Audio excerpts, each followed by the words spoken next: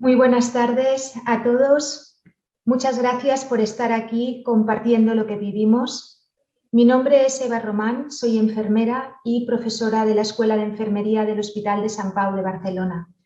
En primer lugar, quiero dar las gracias a la Asociación Española para el Estudio del Hígado por el soporte técnico y la divulgación que ha hecho en todos los ámbitos de este webinar. Y, por supuesto, a mis compañeros de la Escuela de Enfermería de Sant Pau por el apoyo constante durante esta época y siempre. La irrupción de la pandemia del SARS-CoV-2 por la COVID-19 nos ha cambiado la vida a todos. Además, ha puesto de manifiesto la falta de recursos sanitarios en la atención a las personas. Pero ha sido el trabajo en equipo, el coraje, la responsabilidad y el compromiso los que nos han ayudado, sin duda han sido claves para afrontar quizás una de las etapas más duras de nuestra historia reciente. El webinar además pretende homenajear a los pacientes, familias y todos aquellos profesionales que de forma directa o indirecta han sido víctimas de esta pandemia. Voy a pasar directamente a presentar a mis compañeros, los componentes de esta webinar. No entraré en detalles de su currículum, que ustedes pueden acceder perfectamente a través de la pantalla de la plataforma. Así que empezaremos con el señor Miquel Sans. Buenas tardes, Miquel. Miquel es enfermero y coordinador de la UCI hepática del Hospital Clínic de Barcelona. Hace poquitos días, Miquel era entrevistado y él comentaba que compartía que el ingreso en una UCI les había convertido a los enfermos y a los profesionales en una familia y que incluso este contacto se mantenía vivo todavía a día de hoy. Miquel, como coordinador, y sus compañeros tuvieron que reconvertir en tiempo récord una UCI hepática en una UCI COVID. Cuando quieras, Miquel, ya puedes explicarnos tu experiencia y gracias por estar aquí esta tarde. Gracias, Eva, gracias por la presentación, gracias a la Asociación Española de Enfermedades del Hígado, del Estudio del Hígado, por la oportunidad de hacer este webinar y por darnos voz a todos los profesionales que creo que hemos vivido todos un año durísimo, que todavía hay unidades de críticos y unidades convencionales y muchas enfermeras trabajando para el COVID en estos momentos. Y lo que yo les voy a explicar es, como me pidió Eva, una transformación de lo que es nuestra UCI hepática y por eso estamos aquí hoy en este marco, pero que probablemente es el reflejo de la mayoría de las UCIs del Estado español, pero también de todo el mundo. Creo que no hemos hecho nada muy diferente de lo que han hecho otras unidades y, por tanto, quiero que se vean reflejados todas las enfermeras de todo el mundo, de todo el país, porque eso ha sido mi intención. He intentado ilustrar también algunas de las cosas que comentaré con la bibliografía existente sobre el tema, para que también vean que hayas hecho mucha bibliografía sobre este tema y que hay cosas que, si quieren profundizar más, podrán visualizar. Bueno, en primer lugar, vamos a empezar con la transformación, ¿no? Eso es lo que me pidió Eva. Esta es una imagen desde fuera de la unidad de cuidados intensivos especializada en enfermedades del hígado, en enfermedades digestivas en general, pero especialmente conocida como UCI hepática. La UCI hepática como tal, esta es una imagen actual, fue fundada en el año 71, o sea que tenemos muchos años, fue de las primeras UCIs del Estado español. La primera UCI de España se creó en el 68 y esta se creó en el 71, por tanto, tiene mucho bagaje. Es una unidad, como se puede imaginar, dedicada a sangrantes, se convirtió luego en una unidad de atención integral a pacientes críticos. Nuestro paciente estrella, para llamarlo de alguna forma, es el trasplante hepático, pero también evidentemente tratamos hepatitis fulminantes, complicaciones graves de la cirrosis, pancreatitis, cirugías digestivas y hepáticas, cualquiera que requiera una UCI. La UCI fue renovada, como pueden ver, se ve nueva y se ve así bonita, fue renovada en el 2018 y esto la verdad que nos ha ayudado mucho en esta pandemia. Hemos sido unos privilegiados porque hemos tenido una unidad adecuada y preparada. Para lo bueno y para lo malo, eso también nos ha hecho que tengamos mucho más tiempo pacientes COVID en esta unidad.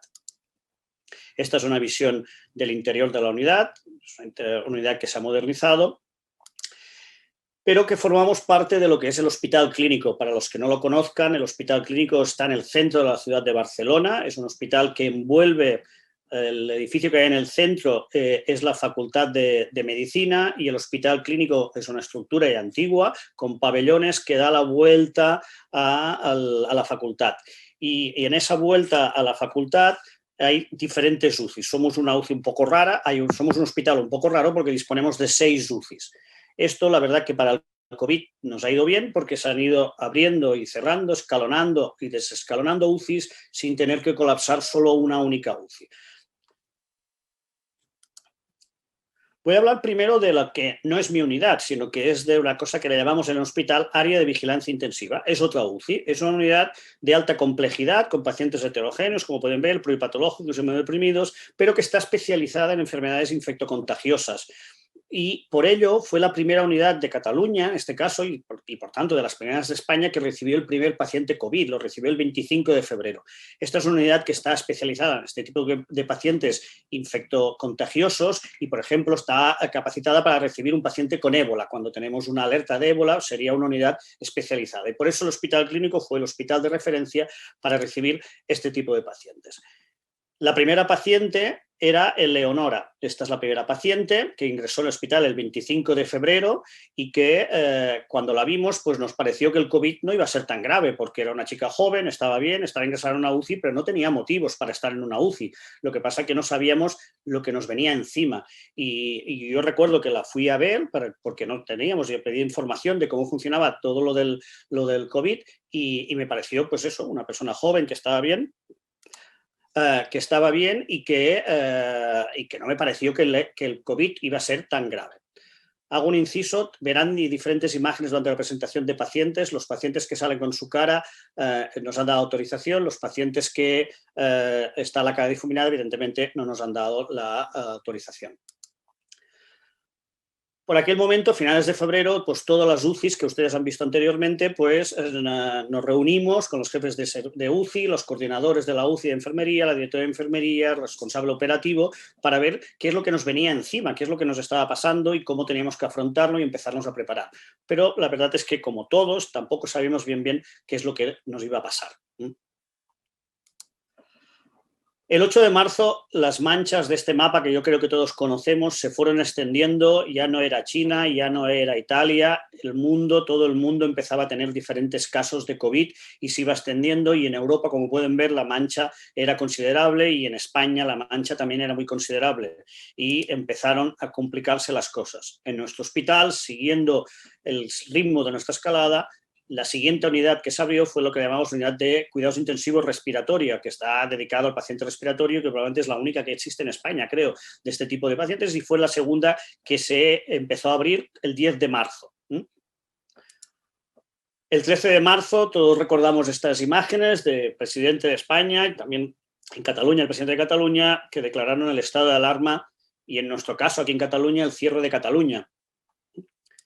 Y eso, desgraciadamente, también coincidió, esta es la unidad de cuidados intensivos, la UCI hepática que antes les enseñaba, coincidió con la apertura o preparación para la apertura de este mismo día del estrenarnos como UCI COVID. Aquí pueden ver todos los EPIs. Esta imagen es posterior al 13 de marzo. No teníamos tanto material en aquel momento, pero sí que disponíamos también en la fase inicial, por ser un hospital de referencia para ébola, sí que disponíamos de materiales todavía para iniciar. Esta es la imagen que han visto. La AVI fue la primera, la UVIR fue la segunda, la hepática fue la primera, pero aquí no se acabó todo. Posteriormente, la que conocemos por la UCI quirúrgica, que es una UCI para quirúrgica y trauma, fue la siguiente. La unidad que tenemos de cirugía cardiovascular fue la siguiente. La coronaria fue la siguiente. Se tuvo que abrir otra UCI, se tuvo que abrir otra UCI, se tuvo que crear otra UCI, se tuvo que crear otra UCI, se tuvo que crear una otra UCI, más todos los espacios que hubo. Todo el hospital, como en todos los hospitales del mundo, se colapsaron. ¿Qué supuso todo eso? Pues supuso que, evidentemente, con tanta abertura de camas de golpe en poco tiempo, pues faltaron los EPIs. No voy a entrar en ello. Yo creo que todos los que estamos hoy en este webinar sabemos lo que significó ello. Faltaron respiradores, faltaron materiales, no había protocolos, no había suficientes fármacos, no había suficientes camas, no teníamos suficientes personal experto, ni médicos, ni enfermeras, ni auxiliares, ni nada. Y tardaron en llegar, pero voy a ser positivo, y fueron llegando unos primeros ejemplos de respirador, batas que nos llegaron, material que nos llegó posteriormente. Y a partir de ahí empezó la adaptación, ¿no? Primero fue la transformación que me pedía Eva y luego cómo nos adaptaron. Pues estos eran los pacientes que nos llegaban. Paciente en prono, que nos traía el servicio de emergencias de aquí de Barcelona o de Cataluña, y lo teníamos que recibir equipados con EPIs, pacientes graves, complejos, que les voy a explicar que no sepan ustedes. Pero no dejamos de hacer las cosas que hacíamos, y esta diapositiva la he querido poner en positivo porque el trasplante hepático, que es nuestra razón de ser o una de nuestras razones de ser, se ha seguido realizando durante este año. Y fíjense ustedes que en el 2020 se realizaron 68 trasplantes hepáticos, casi los mismos que se habían realizado en el año 18. Es verdad que algo menos que el 19, pero a pesar de la curva, aquí ven el número de donantes que hubo en Cataluña, que cayó la curva en el mes de marzo, abril, mayo, luego se fue recuperando las donaciones y se fueron recuperando los trasplantes. Y eso es extensible a toda España, ¿no? Se pudo recuperar algo la actividad. No hemos perdido toda la actividad este año, y eso también quería mencionarlo.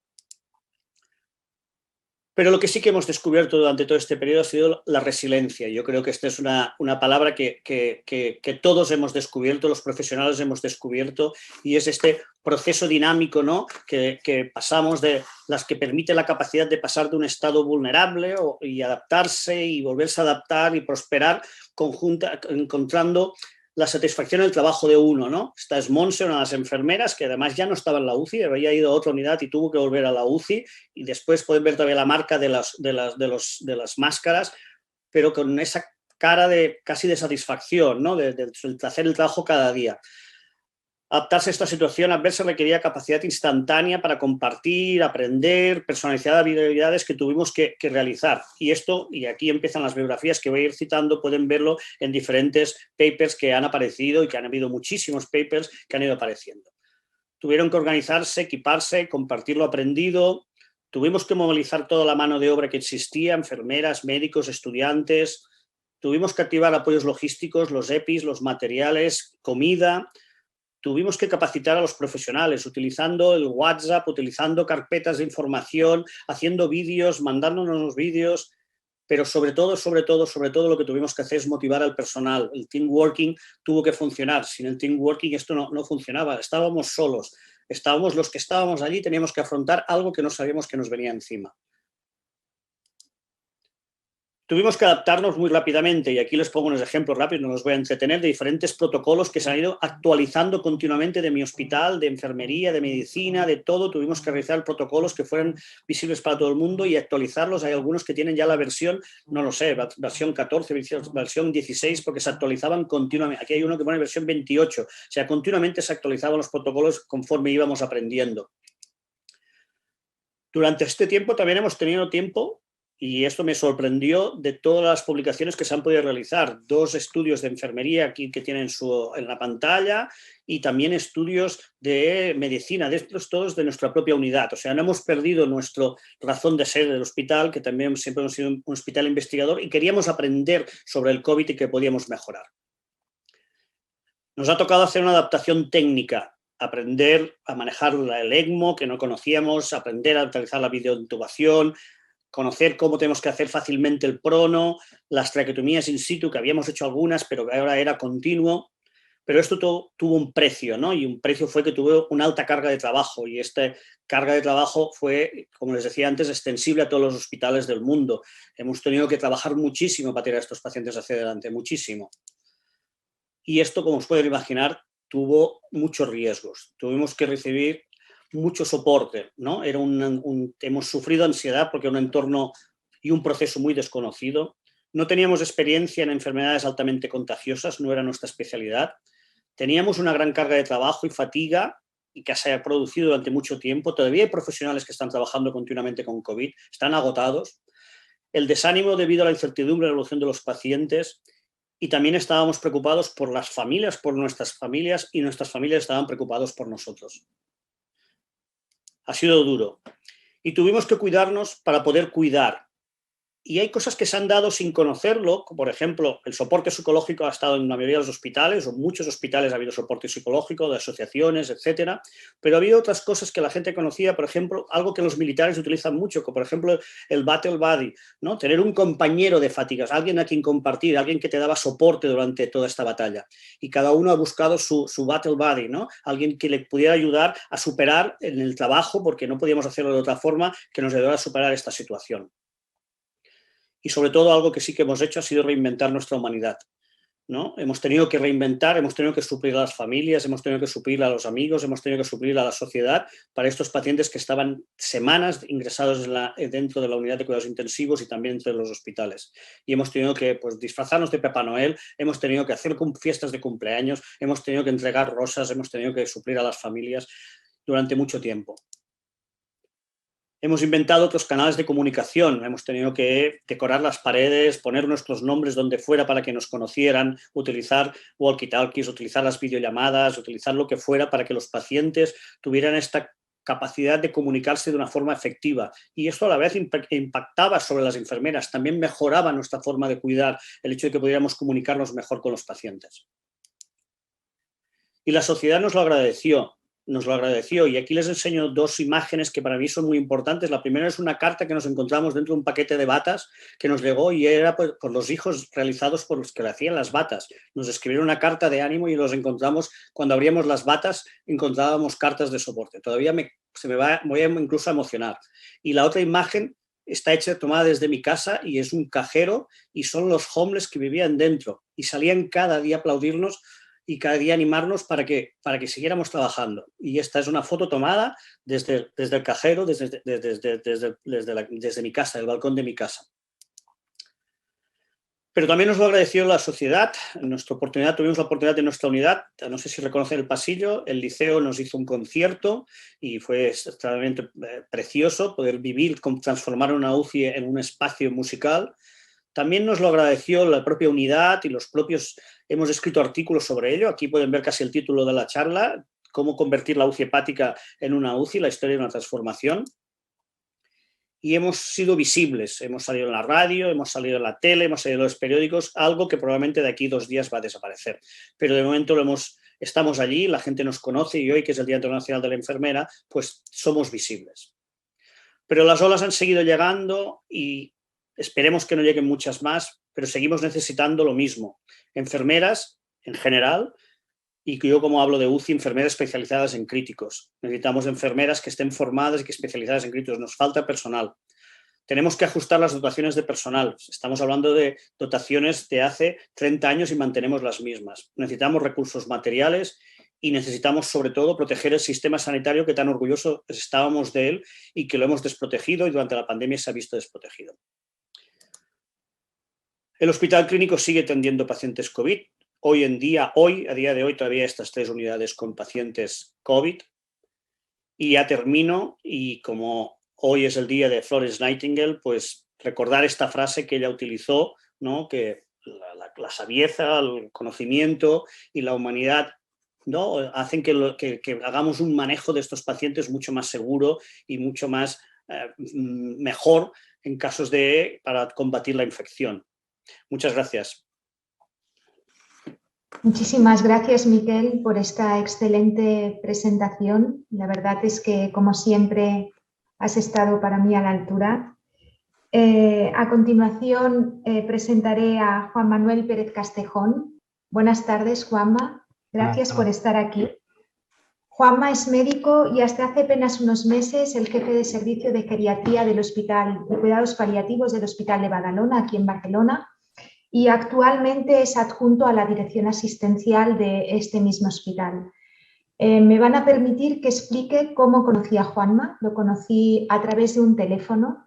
A finales de marzo yo estaba dando soporte a montar las unidades de críticos y recibí una llamada de una coordinadora de un centro sociosanitario, compañera de Juanma, que estaba con su mujer en ese momento, y que Juanma por la mañana había llamado a su mujer diciendo que lo llevaban a la UCI, pero que estaba bien y no habían sabido nada más. Esta compañera de este centro me llamaba para ver si podíamos averiguar algo más de él y yo contacté enseguida con la coordinadora de UCI de nuestro hospital y fuimos testigos a través de los teléfonos. Juanma mismo iba hablando con su voz, iba diciendo que estaba bien, transmitiéndoselo a su mujer, que lo estaban cuidando bien. Por eso, Juanma, me consta que a estas alturas, esa misma tarde, he olvidado decirlo, esa misma tarde lo intubaban. Me consta que a estas alturas pasar página es una necesidad para ti y los tuyos, por eso te agradezco enormemente que estés esta tarde aquí. Cuando quieras, Juanma. Muchas gracias, Eva, muchas gracias a todos. Muchas gracias por vuestro trabajo y vuestro compromiso. Y Eva sí me ha pedido que hable de mi experiencia como médico y más como paciente de COVID. Y deciros que, claro, mi historia, como la de tantas otras personas, empezó a caballo entre el invierno y la primavera pasada, y la verdad es que todavía no ha finalizado del todo, pero realmente ahora la cosa es muy distinta y mucho mejor. Enfermar, en cualquier caso, en aquel punto de la primera ola, me supusieron 65 días de hospitalización entre Sant Pau y Vallebrón, de ellos 40 en la UCI, 14 días en ECMO y un largo camino de seguimiento y rehabilitación posterior. Pero yo con lo que me quedo sobre todo es que es una historia de agradecimiento con mayúsculas, de esperanza, de familia, de amistad y de confianza, y en la que los protagonistas han sido excelentes profesionales, algunos con los dos roles, mi familia, por supuesto, y yo, ¿no? Y la verdad es que sigo dándole muchas vueltas, ¿no? Cada vez que se me plantea la posibilidad de hablar del tema, me preocupa encontrar el tono adecuado, ¿no? Porque, como decía este estudio ya de hace algunos meses, estamos todos realmente muy cansados y vivimos en el ahora permanente, aunque ya afortunadamente tenemos algunos signos muy esperanzadores, ¿no? También por eso quiero hablar de que durante estos meses hemos formado un equipo enorme, los profesionales de la salud. Y desde aquí también quisiera yo rendir mi sentido reconocimiento a todos los profesionales que hemos estado involucrados, a todo el sector sanitario y social y especialmente hoy a vosotras las enfermeras, ¿no? Este es el protagonista de nuestras vidas desde diciembre, enero pasado. Nos comíamos las uvas en Nochevieja del 19 escuchando noticias que llegaban de Wuhan y lo vivíamos como algo lejano. Y es increíble, algo que ni tan solo puede considerarse una forma de vida, un parásito intracelular, el impacto tan terrible que ha tenido en nuestras vidas, ¿no? Poco a poco la amenaza de la pandemia se iba acercando, Italia ya nos quedaba más cerca, como nos apuntaba Miquel antes también, y con perplejidad y preocupación vimos como ya la pandemia llamaba a nuestra puerta y en algún momento de esos días, pues como este modelo nos ilustra, me contagié. Y esta historia que os quiero explicar, pues como las 4 estaciones del año que han ido pasando desde entonces, incorpora diferentes matices, texturas y también colores. Yo en aquellos días formaba parte del equipo de gestión del coronavirus de mi institución, dando soporte a la dirección asistencial, pero la verdad es que estuve pocos días en ese encargo. Ya el martes 23 de marzo empecé a encontrarme mal, fui directamente a hacerme una PCR, en este caso al hospital, no me encontraba nada bien. Eran días muy complicados, agotadores, de toma de decisión rápida, de preocupación por los pacientes, por los compañeros que enfermaban, por la disponibilidad de camas, por la disponibilidad de camas de críticos, por nuestras familias. En fin, una gran tensión. Una vez me hice la prueba que dio positivo, la PCR, pues me recomendaron quedarme en casa y seguir las indicaciones de mis compañeros y del 061, como tantas otras personas. Sin embargo, los síntomas claramente cada día iban a peor y finalmente una semana después fui diagnosticado en el dispositivo de urgencias de mi barrio de una neumonía bilateral y me trasladaron al hospital de San Pablo el 30 de marzo. Y ciertamente no iba bien, me encontraba mal, pero ni por asomo me imaginaba que pudiera complicarse tanto. En 24 o 36 horas pasé de una cama de observación a semicríticos y de allí directo a la UCI.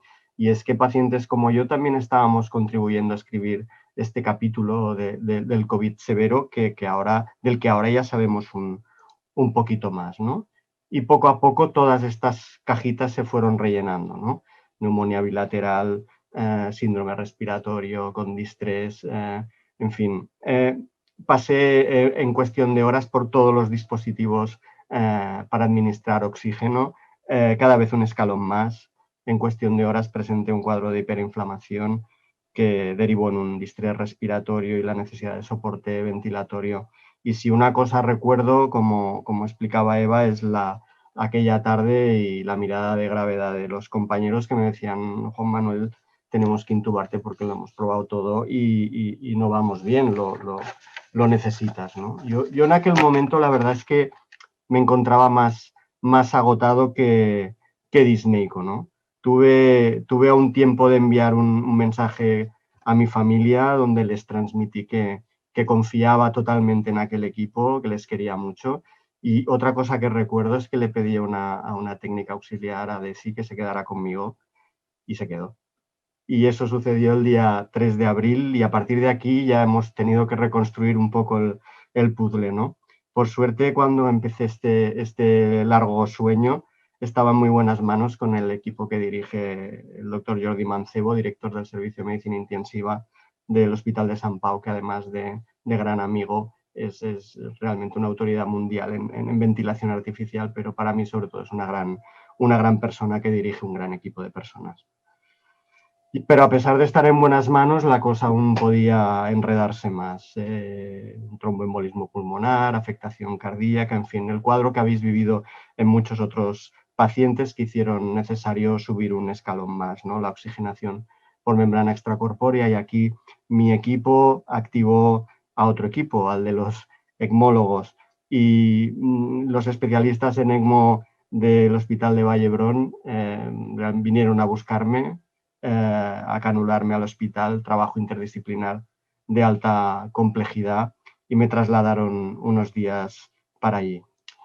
Y un capítulo muy destacado de esta historia también se escribiría en la UCI del Hospital Vallebrón, otro gran equipo con grandes personas como Jordi Riera, Eduardo Argudo, y aquí a la derecha está Gemma, una de las enfermeras expertas en ECMO, y la verdad es que los pacientes que hemos pasado por la ECMO posteriormente sabemos que tenemos siempre una enfermera con nosotros, vigilando constantemente que todo funcione bien y que no haya ningún problema. Y realmente en esos momentos tú no eres consciente de todo lo que están haciendo por ti. No puedo dejar de explicar que su experiencia ha sido recientemente publicada, ha sido muy valiente, es una de las que mejores resultados tiene de Europa, y realmente su objetivo conmigo y con otros pacientes sobre todo era ganar tiempo, evitar que aparecieran nuevos problemas. Y yo, mientras tanto, en la retaguardia estaba mi familia. Mi familia esperaba las noticias, las llamadas, un grupo de extraordinarios amigos y compañeros que les daban todo el apoyo que podían. Y creo que aún se ha escrito poco del sufrimiento de las familias, del paso de las horas esperando una llamada, de la enorme responsabilidad que tiene comunicar buenas o malas noticias, de esa intensa sensación de soledad y de incertidumbre, o de cercanía y de esperanza. Mi familia vivía esos días de marzo y abril pendiente del teléfono, y mientras tuve conciencia también pensaba en mi equipo. Pensaba en mi equipo y en todos los equipos. ¿Cómo se organizarán? ¿Cómo estarán en el servicio de geriatría? ¿Cómo estarán en el hospital? En tiempo récord, el Hospital de Atención Intermedia, el Centro Sociosanitario del Carmen, se reorganizó, se convirtió también en una organización integral de atención al COVID, como todos los recursos de Badalona Serveis Assistencials, que es la institución en la que yo trabajo. Y en todo momento, a pesar de las dificultades, tuvieron muy presentes las necesidades de comunicación con los familiares, intentaron poner los medios, como también vosotros habéis apuntado.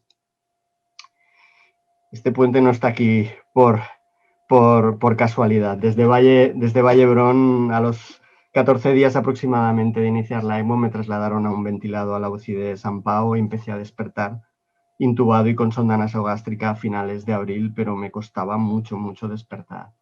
Y mi mente en aquel momento encontró un refugio en el Pallars, en un sitio indeterminado, y es curioso porque yo a ratos veía a mis compañeras trabajar vestidos con su EPI, pero en mi cabeza yo creía que estaban preparando la fiesta mayor, escuchaba música y le preguntaba, creo que a Àngels, igual no se lo preguntaba porque todavía estaba intubado y con sonda, yo le preguntaba si cantaban, porque no lo podía ver, pero sí que percibía que sonreían.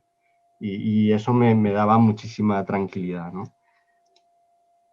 Y poco a poco, pues empecé a ver la luz que entraba en mi box prácticamente como un reflejo, con el reflejo de unos ventanales. Aún quedaba mucho camino por recorrer y con unas inmensas ganas de mejorar, te das cuenta de que el instinto de supervivencia tiene una fuerza increíble, ¿no? Y que todo tu ser se concentra en seguir adelante. Aún con la mente dispersa empezaba a comprender lo que me estaba pasando. Y yo lo que quería sobre todo era beberme un vaso de agua. Era mi gran deseo de esos días. Esperaba los cuidados de la boca con Àngels, con Berta. Les preguntaba si el agua me la subirían del río, porque el agua en el río está más fresca. Beber solo todavía iba a tardar meses. Y con mucho cuidado y no sin dudas decidieron extubarme aproximadamente el 2 de mayo. Me libré de la traqueotomía por tozudez, pero honestamente no recuerdo esa negociación en la que, por lo visto, yo levantaba la mano y decía que no quería que me la hicieran y, bueno, afortunadamente nos salió bien. Dentro de este enorme equipo, las fisios pasaban también cada día a verme y trabajábamos en la UCI según mi tolerancia. Fue muy duro y muy intenso al principio. El primer día que me pusieron de pie, mi saturación cayó a niveles muy, muy bajos. Empecé a sudar profusamente y no podía respirar. Pero, sin embargo, yo tuve la sensación de que habíamos dado un gran paso y que a partir de aquí íbamos a mejorar. Y la verdad es que no tengo palabras para agradecer a todas las personas que me cuidaron. La emoción de las videollamadas daría para otra charla. El vínculo que generas con las enfermeras es increíble. En aquel momento son tus ojos, tus manos, tu guía. Y es lo que realmente te reconforta. Eso y muchísimas otras cosas más, ¿no? Todos los profesionales que te cuidan, ese vínculo que se crea es impresionante, es duradero. Los saludos también diarios con las profesionales de la limpieza, todo suma, todo suma. Días después, estas miradas no las he podido olvidar porque son dos personas que me cuidaron de manera absolutamente vocacional y desinteresada y que nunca, no tendré vida suficiente para darles las gracias. Bien, unos días después, ya sin sonda, todavía aquí andaba algo despistado, llegó mi primer desayuno en la UCI. Creo que los enredé un poco porque les di mi palabra de que sabía lo que hacía, que había aconsejado muchas veces a otros pacientes cómo tenían que deglutir para evitar las broncoaspiraciones y confiaron en mí. Yo creo que demasiado, porque la cabeza me pesaba muchísimo, me costaba mucho bajar el mentón. Nunca imaginé que me costara tanto. Y sentado sobre el arnés de la grúa, como veis aquí, empecé a desayunar y empecé a pensar, bueno, ¿y ahora qué va a pasar? Y aquí, perdonadme porque esta transparencia se me ha colado en catalán, pero es verdad que toda esta constelación de problemas, soporte nutricional, pérdida de autonomía, deterioro funcional, alteraciones respiratorias, disfagia, pensé, realmente ahora mismo te has convertido en un paciente muy frágil que ha ingresado. Fíjate qué similitud con tantos pacientes que has llevado tú otras veces, ¿no? Una de esas tardes pude ver a Vicky, mi esposa, y fue muy, muy emocionante. Y al final de la visita, vestida con su EPI, le dije, por favor, vete ya porque tienes que conducir mucho para volver a Barcelona. Y ella con delicadeza me dijo, es que estamos en Barcelona y estamos en Sant Pau. Y ahí fue cuando realmente aterricé, me desperté y fui consciente más de 2 meses después de dónde estaba. Como os presenté en la diapositiva anterior, me encontraba viviendo el principio de un síndrome post-UCI de libro y posteriormente no haría más que encontrar similitudes entre mi situación y muchas situaciones que vivimos habitualmente en geriatría. Tenía una debilidad muscular muy grande, muy extrema, era totalmente dependiente tenía disfagia, sobre todo para líquidos, riesgo de lesiones en la piel, entre otras situaciones, pero me sentía muy bien cuidado y eso me daba confianza. Y entre medias veía a mis compañeros de medicina y geriatría de San Pau y realmente los veía vestidos como los caballeros Jedi. Eran mis compañeros de viaje que fueron a la vez también médicos y amigos y que nunca me dejaron solo. No podía ni con el peso del móvil, pero me ayudaron y pude enviar el primer WhatsApp a la familia el 7 de mayo. Y aquí empezaron las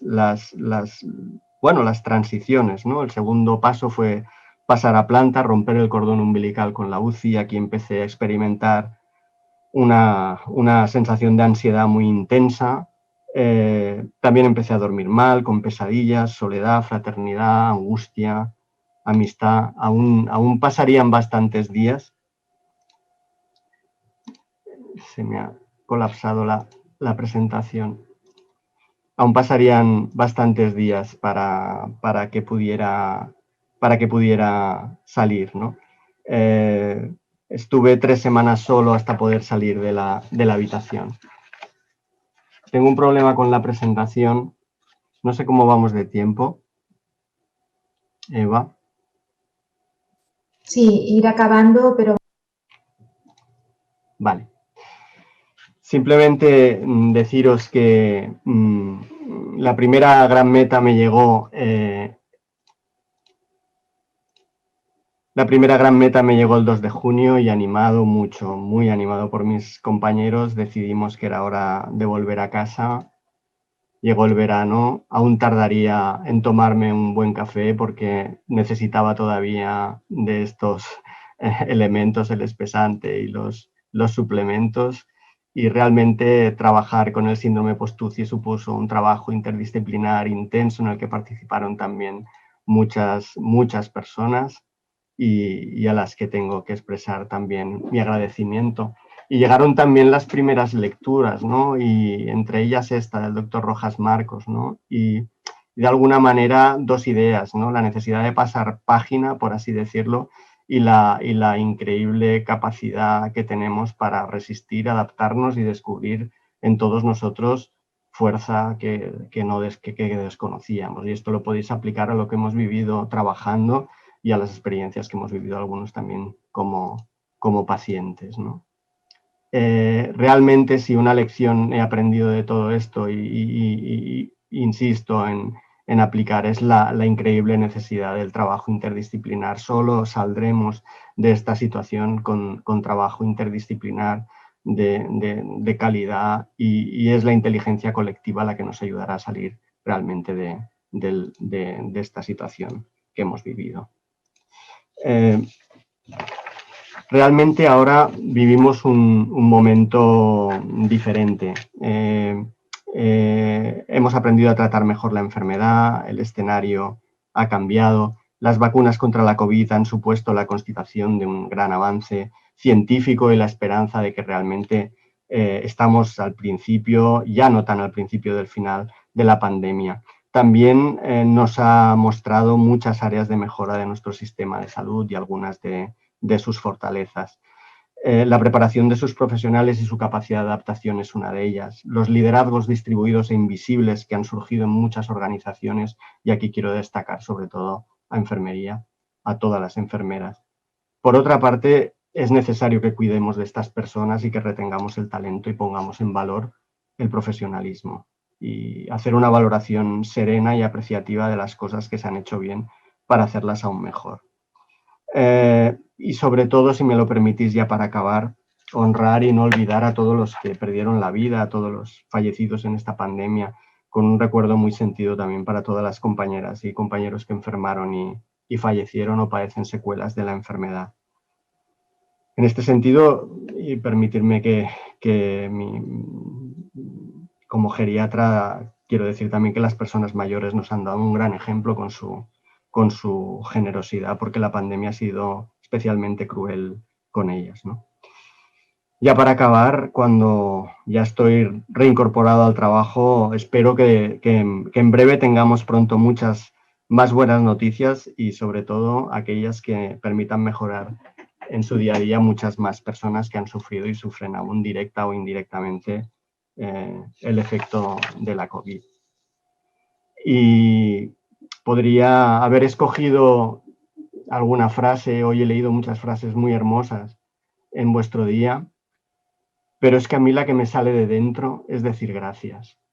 Hay muchas cosas que no puedo explicarlas de otra manera. Es un gracias profundo, un gracias intenso, grande, un gracias como un abrazo que os recoja a todos, de verdad. Muchas gracias a todos. Muchas gracias, Juan Manuel. La verdad es que no tengo palabras. Gracias por tu coraje, por tu lucha, gracias por compartir tu testimonio tan difícil de revivir de nuevo, porque me consta lo que has sufrido.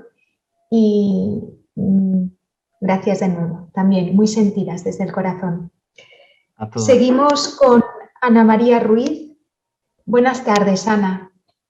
Te conozco solamente a través de los medios, no nos conocemos personalmente, ganas de abrazarte porque lo poco que hemos hablado ya hemos congeniado muchísimo. Ana es enfermera del SUMA 112 de Madrid y nos explicará su experiencia en IFEMA. Es autora de los libros que salvan vidas, que aprovecho para recomendarlo porque es una experiencia muy bonita, la que cuenta siempre en positivo. Y además algunos de ustedes también la reconocerán por su magnífica intervención en la entrega de los premios Goya al dar voz a la esencia de los cuidados de las enfermeras. Ana, cuando quieras. Hola, buenas tardes. Eva, gracias por tu presentación. La verdad que estoy tremendamente emocionada. Me ha gustado muchísimo escucharos, Miquel, Juan Manuel. Me alegro muchísimo de estar aquí con vosotros, de ir de la mano de Eva, a la que no conozco personalmente, pero es verdad que tenemos una conexión especial. Ha sido un placer que te cruzaras en mi vida, Eva. Gracias por contar conmigo. Miquel, felicidades por vuestro trabajo, es impresionante, me gusta mucho escucharte. Y Juan Manuel, me has emocionado, me alegra mucho que estés sano, que estés con nosotros.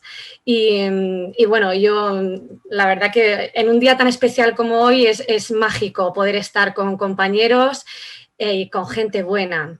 Así que bueno, yo había preparado una presentación en el día de hoy. Yo soy muy de frases porque leo mucho y pienso que estamos hechos de esos trocitos de lecturas, ¿no? Y para mí nada mejor que empezar con todos los que nos estáis viendo. Muchas gracias por estar ahí detrás de la pantallita, que es una frase muy acorde a nosotros, ¿no? Que dice, si puedes curar, cura.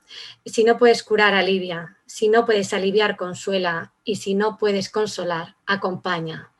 Esto es lo que nosotros hacemos, esto es el orgullo más grande que yo ahora mismo muestro, que es el de pertenecer al gremio sanitario, de ser enfermera y bueno, voy a compartir con vosotros lo que vivimos. Creo que se puede ver bien mi presentación. Es un placer, como os digo, estar con vosotros, tan lejos y tan cerca, porque estamos lejos en distancia física y tan cerca, nos debemos ese abrazo que queda pendiente. Y bueno, pues esta soy yo, soy Ana María Ruiz López, soy enfermera del Servicio de Urgencias Médicas de Madrid, SUMA 112, soy muchas cosas, soy valdepeñera porque nací en Valdepeñas, un pueblo maravilloso de Ciudad Real, al que os invito que vayáis en cuanto se pueda y se puedan hacer cosas como antes hacíamos, tan geniales como viajar y conocer otros sitios. Y bueno, sabéis lo que pasó el año pasado, que el sistema sanitario colapsó. Es decir, bueno, esto es lo que ocurrió. En Madrid nosotros llevábamos los pacientes a los hospitales y no había hueco real. Como no había hueco, se habilitó un hospital de campaña en IFEMA. IFEMA es un espacio muy grande donde lleva a los pacientes, donde por fin los pacientes podían tener una cama y asistencia sanitaria. Muchos profesionales del SUMA 112 llegamos allí, fuimos destinados allí, bueno, la mayoría nos ofrecimos lo antes posible, para ir allí lo antes posible, y nos encontramos esto. Es decir, yo soy una persona muy positiva, muy esperanzadora, a mí no me gusta contar cosas tristes, pero esta es la realidad. Esto es lo que yo me encuentro, además entro siempre de noche a trabajar y son unos largos pasillos que tenemos que recorrer para llegar a un sitio que no sabíamos ni cómo era, porque esto no era un hospital, esto era un espacio que habían habilitado como un hospital de campaña sin precedentes, salvo en Wuhan, y bueno, algo que fue muy reconocido por todas las instituciones, quiero decir que fue maravilloso lo que allí pasó. Pero esto era el espacio que yo me encuentro nada más pasar a IFEMA. Se habilitó un primer módulo de manera muy rápida, que era el módulo número 5, donde llegaban pacientes incluso en autobuses. Esto que ven ustedes ahí al fondo es una tienda, que es lo que llamamos hospital de campaña para atender la emergencia.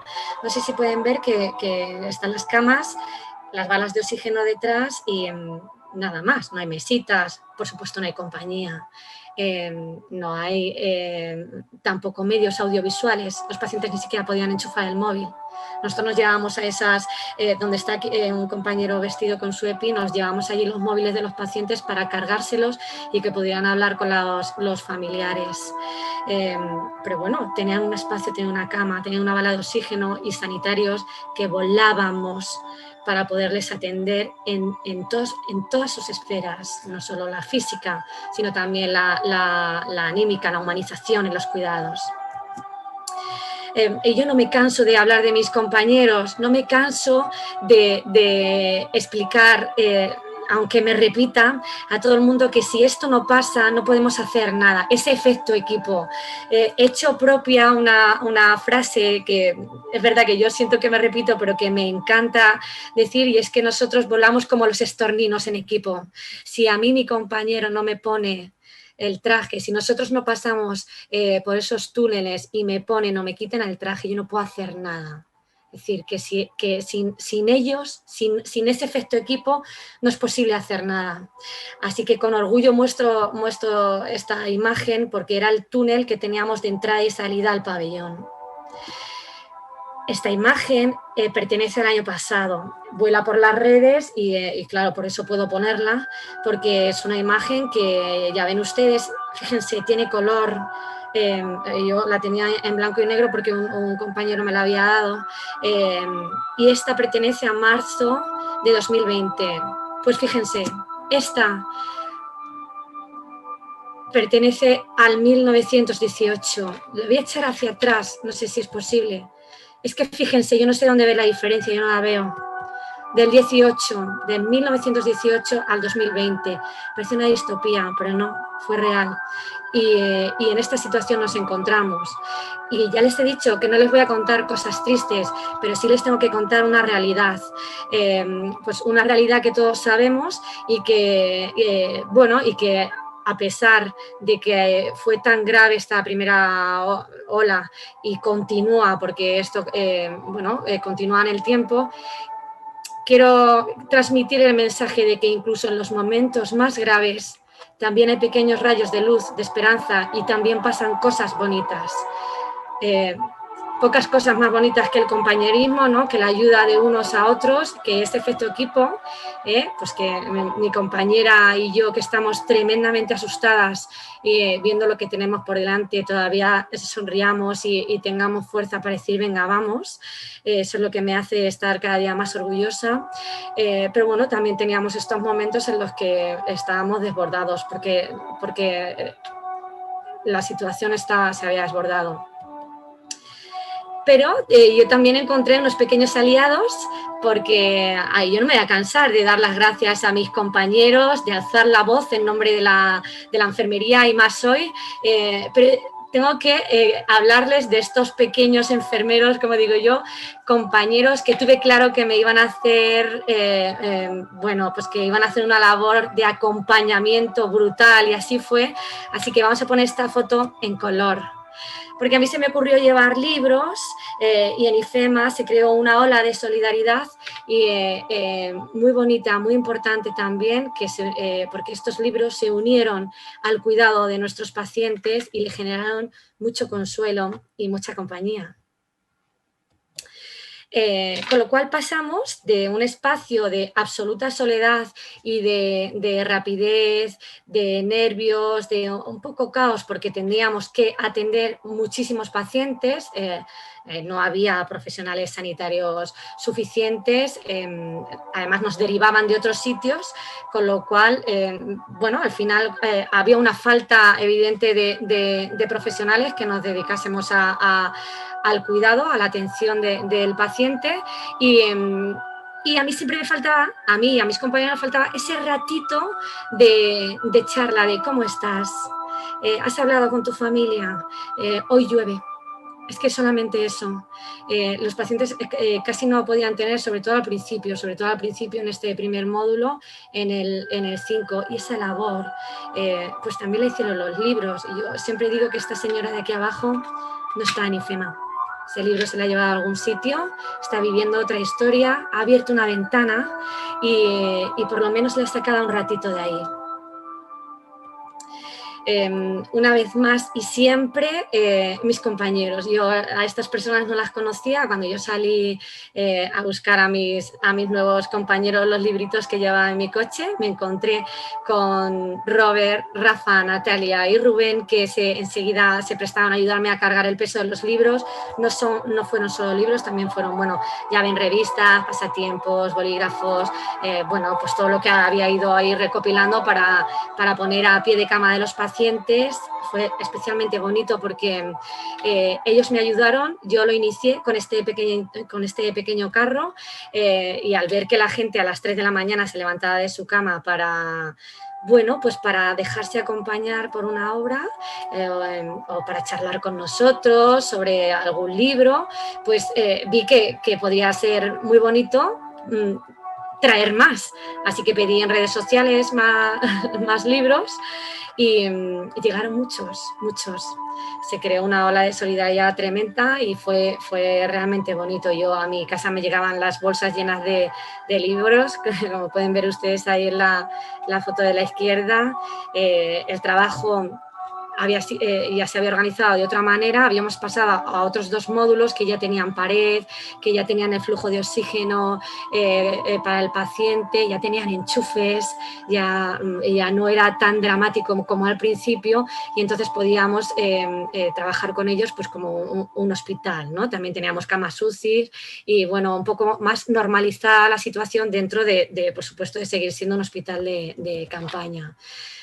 Mis compañeros me ayudaban a bajar los libros del coche. Nosotros íbamos siempre antes a trabajar, nuestro horario de trabajo. Fue muy bonito porque aportábamos otro tipo de medicina también, aparte de, por supuesto, lo que hacía falta, ¿no? A nivel sanitario. Esto fue la aportación de otro tipo de cuidados. Carros que llegaban de bibliotecas, gafas que llegaban de ópticas, compañeros que llegaban de todos lados para humanizar los cuidados por medio de la lectura y bueno, más libros, más carros y más ejemplos de esas sonrisas, ¿no? Como digo yo, que cuánto nos habremos abrazado y seguimos haciéndolo con los ojos, ¿no? Cuántos abrazos con nuestros ojos, esas sonrisas que dicen, no se nos ve, sí que se ve, se arquean nuestros ojos, nos salen arrugas, qué bonitas esas arrugas. Así que la verdad que estoy contenta de poderos enseñar estas fotos porque a pesar del drama y a pesar de la tragedia, pues ahí estábamos sonriéndonos los unos a los otros y también a los pacientes. Me emociona un poco contaros y fijaos que lo he contado muchas veces, pero no me canso de repetirlo por ese efecto neurona espejo, ¿no? Cuando cuentas algo bonito, esa emoción bonita se genera también en ti y esto es realmente bonito. A nosotros nos llegaban cartas, a mí me llegaban cartas personales de gente que nos felicitaba por la labor asistencial en IFEMA y por ese pequeñito extra también, que en este caso es de los libros, ha habido muchísimas más en todos los hospitales, también en IFEMA hubo otras, bueno, pues otros proyectos y fueron, la verdad, que dignos de mención, muy bonitos todos.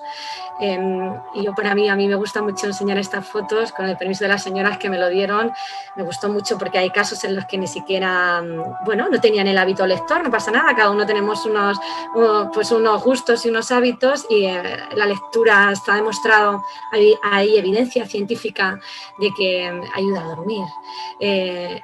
Los niveles de melatonina disminuyen si utilizas algún smartphone, algún dispositivo electrónico, ya solo por la emisión de la luz, ¿no? Entonces, nosotros por la noche siempre ofrecíamos con nuestro carrito algún libro, ahí trabajó mucha gente, y bueno, y fue mucha gente la que participó de este proyecto tan bonito. Dicen que los libros son compañeros dulces para el que sufre, y si no pueden llevarnos a gozar la vida, al menos nos enseñan a soportarla. Para mí fue un placer empezar este proyecto, al que de verdad les digo que al día siguiente se añadió muchísima gente. Yo siempre digo que este paciente está de charla con esos libros, ¿no? Ahí no había nadie, ni siquiera entre ellos podían relacionarse, pues porque no sabíamos muy bien si subía la carga viral, si se juntaban muchos, es decir, era todo como muy desconocido al principio y bueno, pues este paciente está con uno de los muchísimos carros que dispusimos por IFEMA. Yo me volví loca pidiendo carros, libros, de todo, y me parecía que estaba de charla con los libros, como si estuviera hablando con un amigo, con amigos. Hablabas antes, Miquel, de la motivación al personal, del team working. Fíjate qué imagen, ¿no? El día del libro se hizo pues, una lectura del Quijote, pues con autoridades, también con pacientes, con profesionales sanitarios, y mis compañeros del Suma 112 y yo lo que decidimos fue que tantísimos libros como habían llegado, con tantísimo gusto, que la gente los mandaba allí de manera totalmente altruista y generosa para cuidar a otros, que había que ponerlos en manos de otras personas, y como a mí no me cabía duda de que el que mandaba libros le iba a dar igual que llegaran a un paciente o a un sanitario. Así que pusimos esas mesas de libros y todos los sanitarios, el día de San Jordi, que también es vuestro día, se llevaron un libro. Es un gusto hablar de solidaridad y de compañerismo y enseñaros a Ángel de Antonio, que es un fotógrafo, es un periodista de guerra que vino a hacernos pues, unos reportajes, porque esto tuvo ya mucha repercusión y bueno, al principio les he enseñado una imagen en blanco y negro de esta pasarela que teníamos que caminar hasta llegar a los pacientes. Aquí os la pongo en color, con una sonrisa y con una leyenda detrás que pone todo va a salir bien. Esta es la imagen de la biblioteca.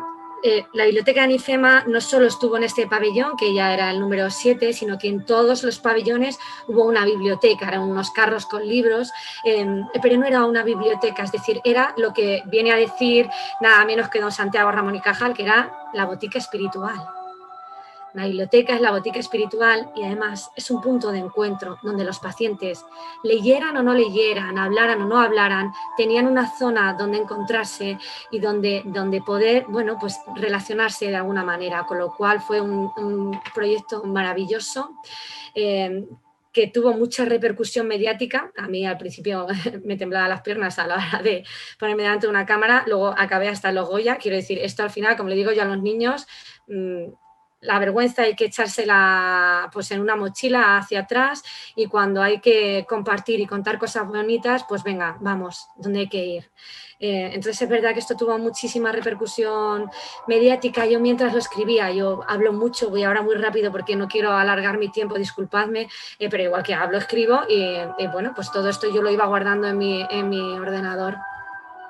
Entonces esta biblioteca ganó un premio, el premio Antonio de Sancha, por parte de la Asociación de Editores de Madrid. Yo siempre digo que el premio es de la biblioteca Resistiré, una biblioteca que la forma muchísima gente.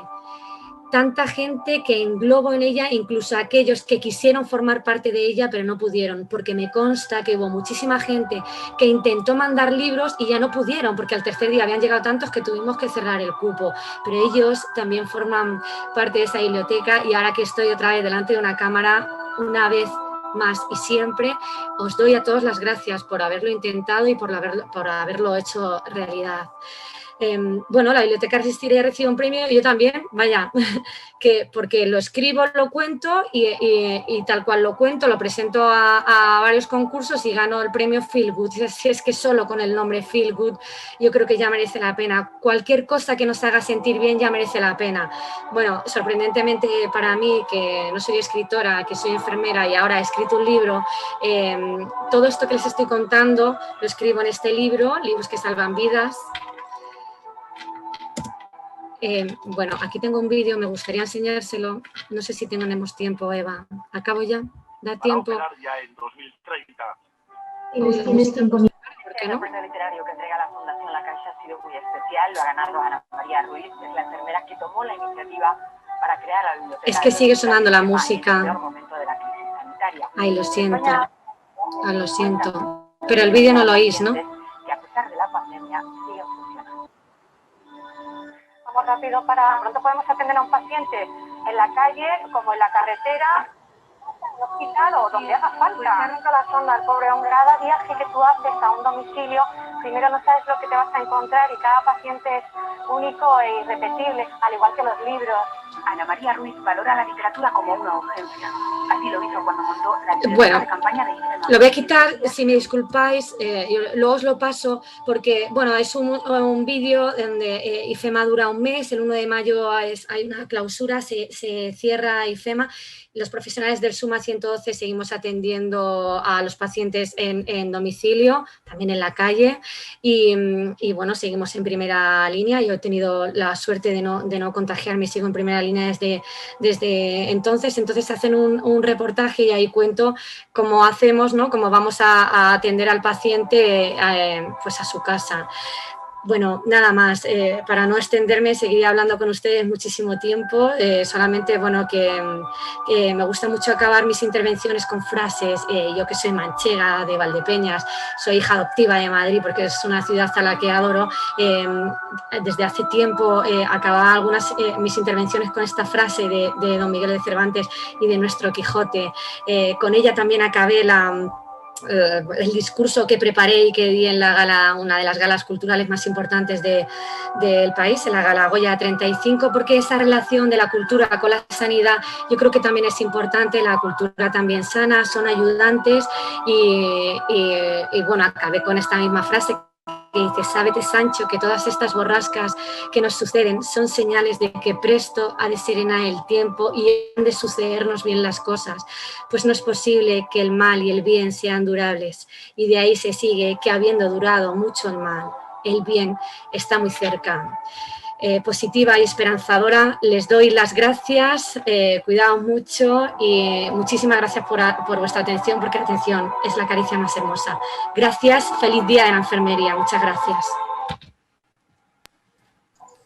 Muchísimas gracias, Ana, por tu intervención. Enhorabuena por la iniciativa de la Biblioteca de IFEMA. Gracias por compartir lo que has vivido. Gracias. Muchas gracias, Eva. Un abrazo grande, un abrazo a todos.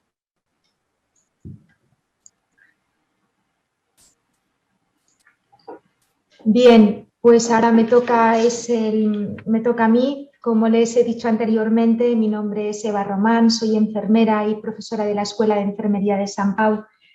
Hace 30 años que soy enfermera, pero hace 10 que dejé la asistencia directa a los pacientes para dedicarme a la docencia y a la investigación. Aunque sigo teniendo una consulta y veo a los pacientes semanalmente, pero no de forma directa en las unidades de hospitalización. Al inicio de la pandemia, algunos compañeros nos pusimos a disposición del hospital para que nos reubicaran donde creyeran conveniente, y en mi caso pues me pusieron a dar soporte a la dirección para montar las diferentes unidades de UCI y abrir nuevos espacios para acoger pacientes que se diagnosticaban de COVID. Al finales del mes de marzo se me reubicó en una sala de hospitalización, la sala B0 del Hospital de Sant Pau, una sala de medicina interna, que fue la primera sala que acogió a pacientes COVID y que a día de hoy sigue siendo una sala COVID, no ha vuelto a acoger pacientes de medicina interna. Mi presentación tiene muy poco de académica y mucho de vivencial y experiencial. No es como viví yo esa situación, no es ni mejor ni peor, es mi vivencia personal y por supuesto todo lo que les explico es bajo mi punto de vista. En muchas cosas que les explicaré hemos coincido con el resto de compañeros, ya lo verán, porque realmente vivimos situaciones muy similares. Todas las imágenes son reales, tengo el permiso de todos mis compañeros y fueron tomadas por compañeros o por mí misma durante la pandemia. He intentado dividir la presentación en unos apartados: la organización y las condiciones de trabajo, el liderazgo, el trabajo en equipo, las vivencias del cuidado y la vivencia personal.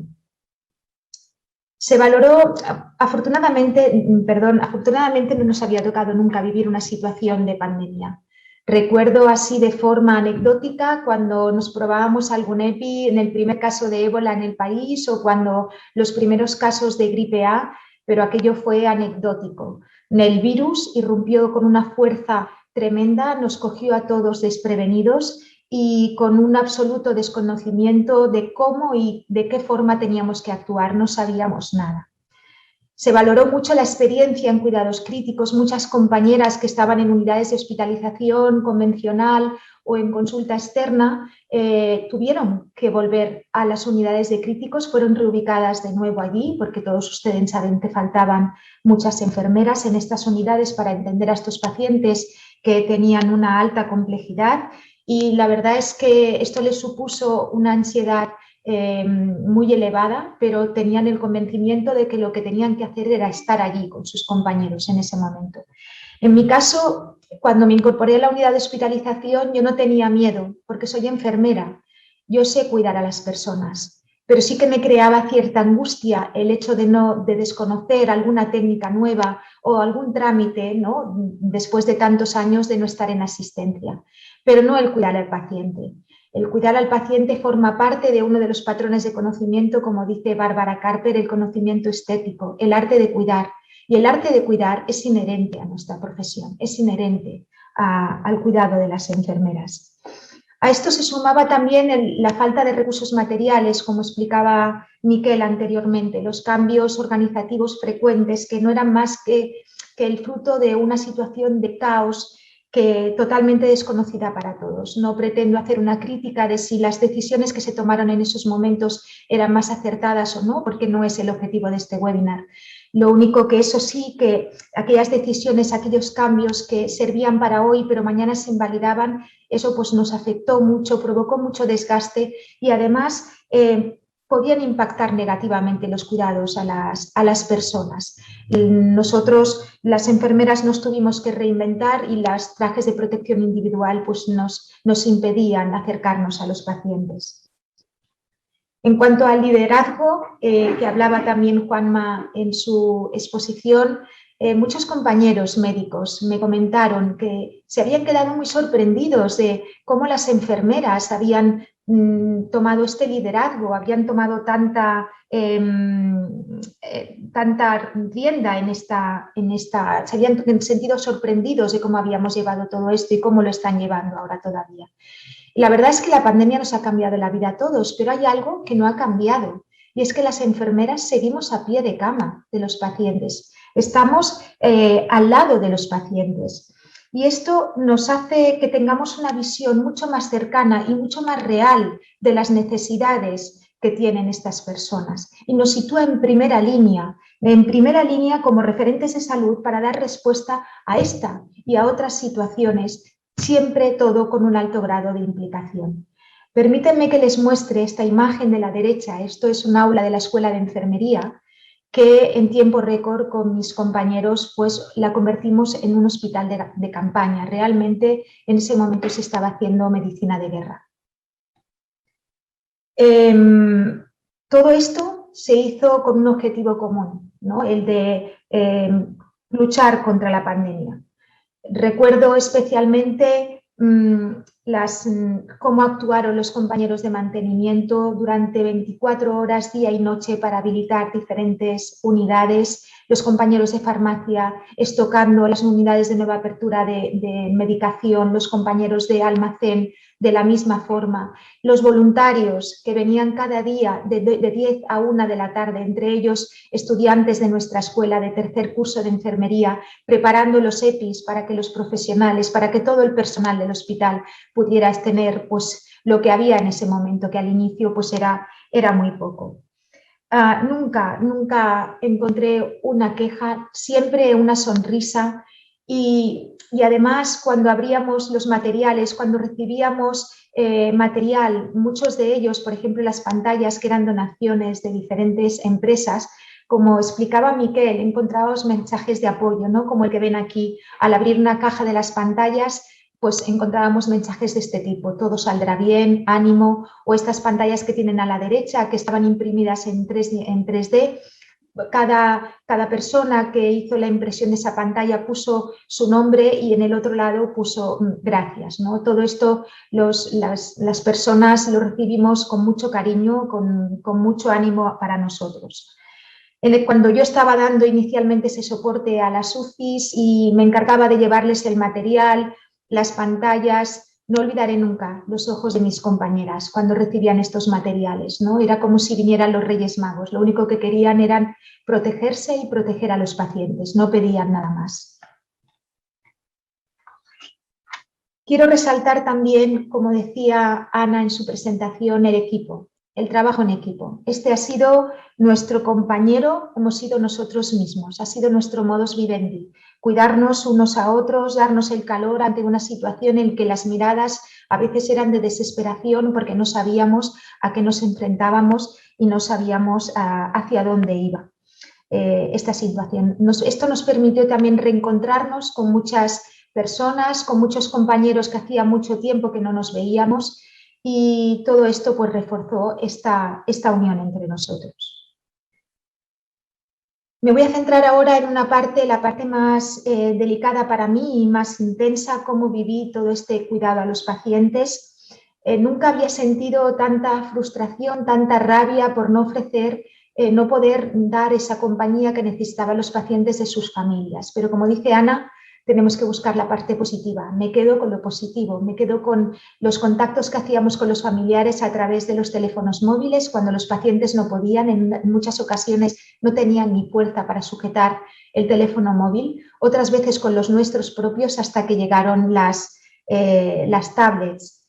Me quedo como los pacientes tranquilizaban a sus familias, como les decían que estaban bien, que estaban siendo bien cuidados, pero cuando colgábamos la llamada, cómo se emocionaban porque no querían preocupar a los suyos. También cómo nos comunicamos con estas familias. Como ha dicho antes Juanma, muchas familias han estado durante muchos días, la suya propia, esperando la llamada. Tenemos que tener conciencia, tomar conciencia de cómo se dicen estas palabras. He oído muchas formas de informar, algunas inadecuadas, frías, como un cliché. Por suerte, muy pocas, pero debemos aprender a que depende de cómo digamos las cosas, el tono de voz. El teléfono no es un gran aliado, puede impactar de forma muy negativa en las familias. No hemos podido estar cerca ni poner una mano en el hombro para consolar, sino que hemos tenido que echar mano de esa herramienta que ha estado prohibida durante tantos años, dar información telefónica, y hoy es la única manera que tenemos de comunicarnos con las otras personas. Y centrándome en mi vivencia personal, pues inicialmente era lícito que tuviéramos un pensamiento de huida por el miedo que teníamos a lo desconocido, el miedo al contagio, el miedo a contagiar a nuestras familias, pero eso se quedó ahí, en un pensamiento, algo muy efímero, porque realmente en mi caso yo tenía un compromiso con mi profesión, una responsabilidad moral, una responsabilidad con la sociedad que me decía que en ese momento tenía que estar con mis compañeros. La situación esta de optimismo que yo pretendía en ese momento, quise incorporarme con una actitud pues, optimista y proactiva pues también tuvo su parte negativa, ¿no? Porque hubo una gran sobrecarga emocional, física, incluso psíquica. En esos días hubo momentos en que me sentí un poco al límite. Tengo que agradecer a mis compañeros de la escuela que gracias a ellos tiraron adelante mientras otros estábamos dando soporte, pues todo el trabajo de sacar a los estudiantes de enfermería adelante reinventándose. Esto no tendré nunca palabras para agradecer el esfuerzo inmenso que hicieron en ese momento, que faltaban todavía 3 o 4 meses para acabar el curso. En cuanto a mi familia, pues mi pareja y yo trabajamos en un hospital. Como comprenderán, pues yo tenía en ese momento a mi hijo en casa, que estaba haciendo primero de carrera, era mayor, en ese momento es mayor, pero igualmente muchas horas solo, muchos días sin abrazarlo, sin besarlo. Muchísimos de ustedes, la gran mayoría, saben perfectamente a qué me estoy refiriendo. Y por otro lado, el impacto que tuvo en los medios, ¿no? Toda la situación de la pandemia y en las redes sociales. Los sanitarios nos sentimos muy arropados inicialmente, pero eso también supuso una gran losa en la espalda. Los ojos, la mirada han sido los medios que hemos tenido para comunicarnos. ¿Cuánto hemos aprendido de comunicación no verbal? Y qué de acuerdo estoy con el profesor Rolón, un psicólogo que decía que las mascarillas no son una barrera insalvable, porque la boca ofrece información, pero los ojos y las cejas son los que transmiten las emociones. Y realmente tiene muchísima razón. Hemos aprendido muchísimo a través de comunicarnos con la mirada. En esta imagen, como ven mi compañera, todas llevábamos en el gorrito nuestro nombre y en este caso pues un corazón o un emoticono sonriendo, siempre con el ánimo de buscar una sonrisa en los pacientes. Otro aspecto que me impactó muchísimo fue la incorporación de los estudiantes como auxilio sanitario. En nuestra escuela, en la Escuela de Enfermería de Sant Pau, estaban a 5 semanas de graduarse y la respuesta fue maravillosa. Estas 2 estudiantes que ven en la imagen, hasta hacía 2 días eran estudiantes de la escuela y en 2 días se convirtieron en mis compañeras. Mi más absoluto agradecimiento a todas ellas, sin excepción, a los que se incorporaron como auxilio y a los que permanecieron en sus casas, por esta absoluta entrega y por el apoyo que nos dieron a todos los profesores. Y un aspecto que quiero remarcar es la soledad de los pacientes, de la que tanto se ha hablado, ¿no? Hemos prohibido las visitas a las familias, tanto que habíamos luchado las enfermeras por las UCIs abiertas, ¿no? Por 24 horas, que las familias pudieran entrar, participar de los cuidados de su familiar, y ahora llegaba este bicho, permítanme que utilice esta expresión, y nos mutilaba emocionalmente de esta forma, nos prohibía que los familiares pudieran estar en las habitaciones.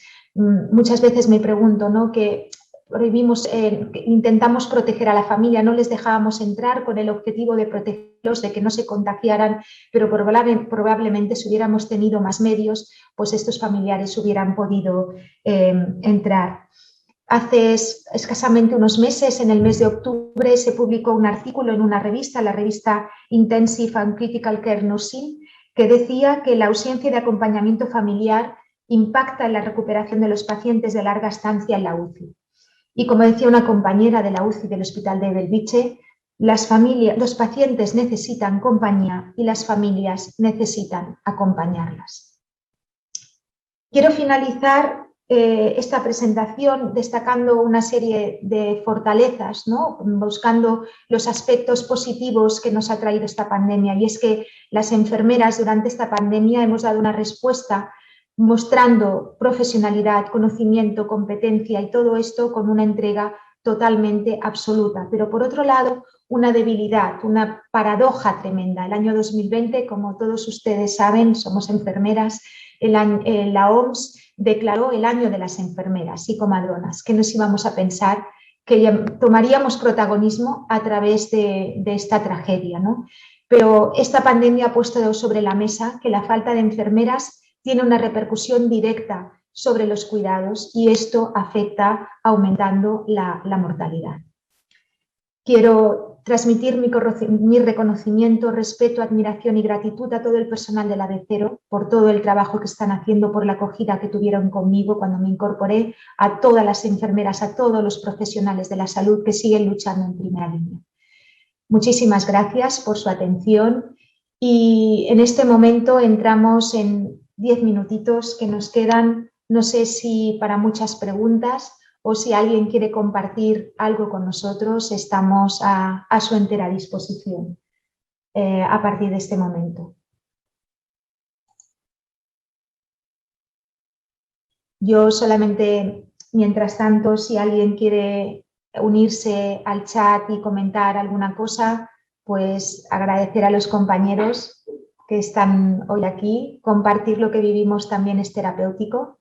A veces explicar las experiencias nos ayuda a tirar adelante, a mirar hacia atrás y echar, ¿no?, el pie derecho o el izquierdo, cada uno con el que le vaya mejor, pero tirar para adelante. Veo que no hay preguntas ni comentarios. Supongo que también al tratarse de un webinar tan experiencial, tan vivencial, pues a veces las palabras quedan un poco fuera de lugar.